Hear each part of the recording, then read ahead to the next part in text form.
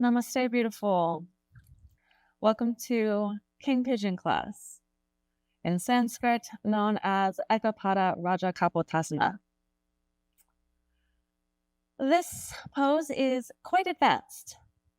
So that means that we really want to be prepared before we go into it. It is a peak pose. It is very frequently, if not always, near the end of a practice. It is always at the end of my practices because it requires so much preparation, so much opening of the back, or so much opening of the heart, so much bending of the back, so much opening of the shoulders. So I will give you a couple options as to how you can prepare to go into this. All right, so actually I just made a class that is to prepare for going deeper in back bending. It is probably going to be about an hour and a half long, but the end of it is the cool down part. So I made this class. It's going to be called The Road to Wheel, but you can still take that same road to these other deeper back bending postures. So if you want something that I made specifically to warm up for these deeper back bending postures, then you can go ahead and go over there. And then I will tell you at what point you can then go to continue your deeper back bend practice. And then you can come back afterwards and do your cool down with me if you'd like. All right. So if you came here because one of my classes sent you here, then that's perfect. I hopefully have already warmed you up to now safely go into the pose. Or otherwise, you could warm up a more yin style, doing puppy pose or melting heart to get into the shoulders for quite a while. So about 2 minutes. And dolphin also for about 2 minutes. Maybe cobra and seal. But honestly, like I said, the best way to be preparing is to really put this in the part of the practice, sequencing it the way that it was intended, unless you have a quite bendy back already, quite open shoulders already, in which case you could go into it as is. Another thing you could do to mostly prepare you would be to do several rounds through of moon salutation. And then make sure that after that is done, that you can at least go into wheel with the hands at least directly under the shoulders, if not with the shoulders over the hands. So do what feels best for you. Those are my suggestions. Yeah. All right. Well, let's get to it. Yeah. So let's start with our right leg forward. And so for King Pigeon, we're starting in the same position as we would start to be in Mermaid, which is kind of like this modern vinyasa version of making King Pigeon a little bit easier and like a step toward King Pigeon. So we want our right foot to be, you can see in the right, we want our right foot to be drawn toward our left hip here. And we'll start with the left leg straight. So then we're going to bend it up. And so we want for our left hip to be quite toward the floor here, and our hips to be quite square. Yeah. And so then our left leg or left foot is like directly behind the left hip, the left butt cheek. So then when we lift it up, then we're keeping our hips nice and square. Yeah. So we don't want it out here. No. Might be nice if it were in here, but if you can do that, then you have more flexibility than I do. So, and it can be nice to kind of stretch out the quad a little bit first, but we don't need to do that. So we make sure that we have our hips nice and square, where our shoulders are facing forward here.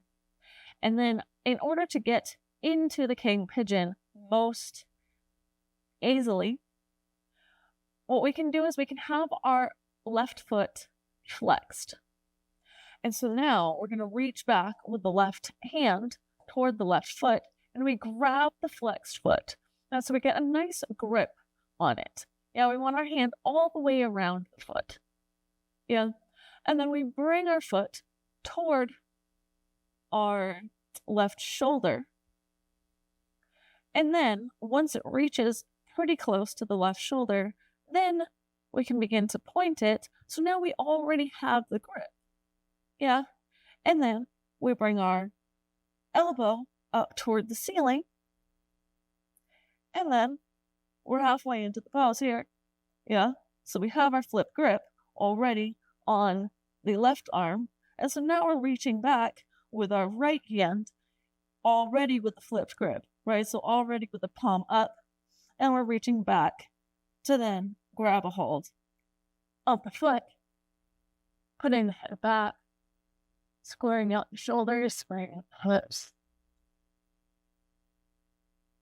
And that's our king pigeon. Yeah? Let's try it on the other side. All right, so now we have our left knee bent in front. We have our left foot coming toward the right hip. We have our hips nice and square. So we want our right hip flexor, right hip going toward the floor to keep the hips square here. And we're making sure that our right leg is nice and straight. So our right foot is in a straight line with our right hip. So that then when we lift, then our knee stays instead of coming out. Yeah, really want to make sure that the knee stays there. Okay. And then we did a little bit of quad stretch on the other side. Sometimes when I do the quad stretch, it makes my knee come out though. Then I have to put it back where it belongs. All right. And we have our flexed foot. So then we're going to reach back with our right hand to grab a hold of the flexed foot. And then we bring our flexed foot toward the right shoulder. And then when it gets pretty close to the right shoulder, then we can flip the foot up. So now as we flip the foot up, then it flips our grip. We have our flipped grip here. Now all we need to do is bring our right elbow up to the ceiling, which as we do so, that's what gives us that deep bend in the back. Yes. And then we also have our nice opening of the shoulder here. And then we have our flipped grip already on our left side. We're making sure that our hips are nice and square. And so we reach back with the left hand, grab a hold of the right foot, and then put our head back. And we have our pigeon. And so then from there, then we can play around with opening different things, right? So I tend to be pulling more forward with my arms, but if you want to be opening the shoulders more, then you can be pulling the foot back and using the foot to pull the hands back to open up the shoulders more. Yeah, so let's try it that way. Can you tell I don't like this way as much? This is reaching back with the left hand and then putting the head back and using the foot to pull the shoulders back. Yeah. And to make it even, let's go ahead and try that way on the other side.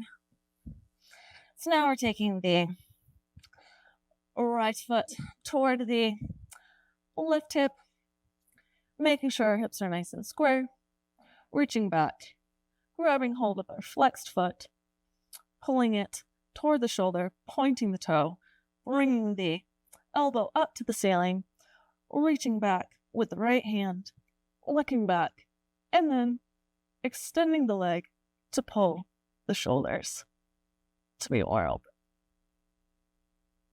Yeah. And we should feel quite intense in the back.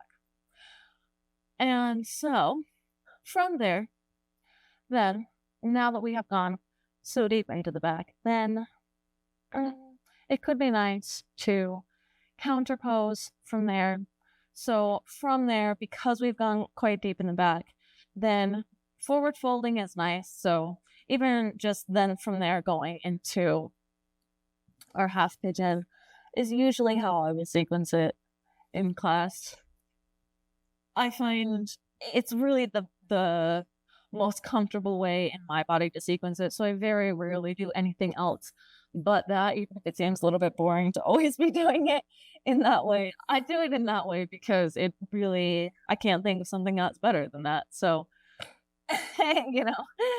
and then after we counterpose, so I would hold it for a good 10 breaths, or at least close to 10 breaths, until you feel a bit of release. And then always to reset the back. So whether we've been doing a lot of forward folding or a lot of back bending, then we want to be twisting. So we can be twisting this way, right? Or my preferred way of twisting is, of course, reclining, because then we are reclined. And it's nice and gentle and relaxing. So we can recline back and take our twists. And again, holding it for about 10 breaths, or at least until you can feel that resetting of the back. All right. Amazing. If you have any questions, comments, concerns, please let me know, and I will do my best to address them if I can. And otherwise, thank you for being here, for allowing me to guide you with so much love. Namaste.